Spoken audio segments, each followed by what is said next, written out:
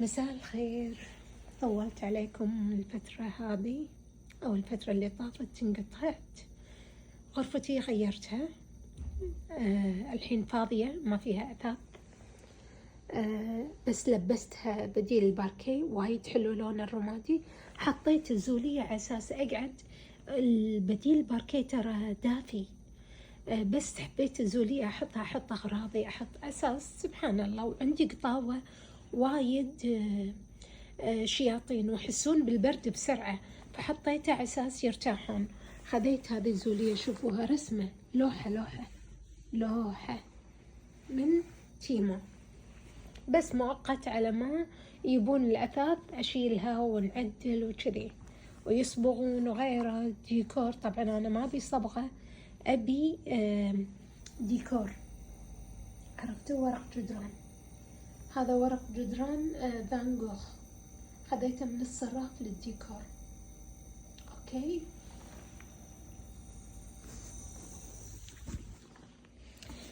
اوكي نبدأ الحين موضوعنا عطر one and only. اوكي one and only او one and only، مفروض one and only من عطور قصة أبدعت في الفترة الأخيرة. الفترة الأولى لها كانت عطورها فيها نوتة التركيب، بس حاليا في لها عطور جدا جميلة. أنا هذا أول ما شميته خليته على إيدي فترة طويلة، رحت تسوقت رديت، العطر ما تغيرت نوته، جدا جميل سويتي، يعني في حلاوة الحلاوة. إنزين، أنا هالفترة قاعدة أحب هذه العطور السويتية، ما أدري ليش، حلوة مع البخور، رائعة وراقية مع البخور. العطر راقي، مو حسبالكم يعني أقول سويتي يعني خلاص، لا، العطر راقي. وعطور قصة جدا مهتمين بالباكج، بالكلام، ليأسر الحواس صراحة. شوفوا هني،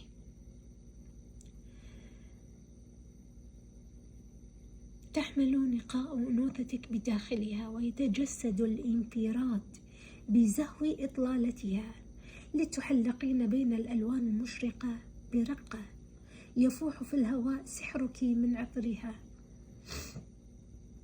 منشولة أنا، وتأسرين الحواس فتتألقي بتميزك بعالم تملئين أو تمثلينه ثقة وثبات وهيبة.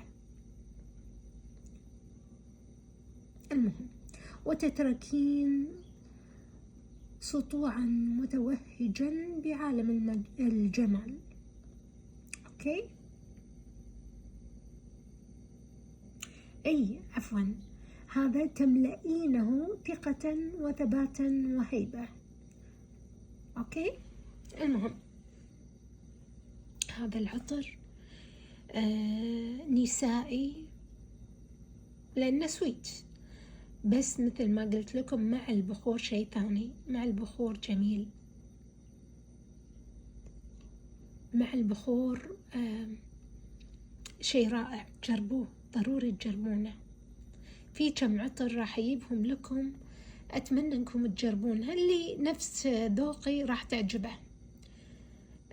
جربوهم، عطورهم وايد قوية هالمرة، وأتمنى إن شاء الله أجيب لكم العطر الثاني اللي يعجبكم.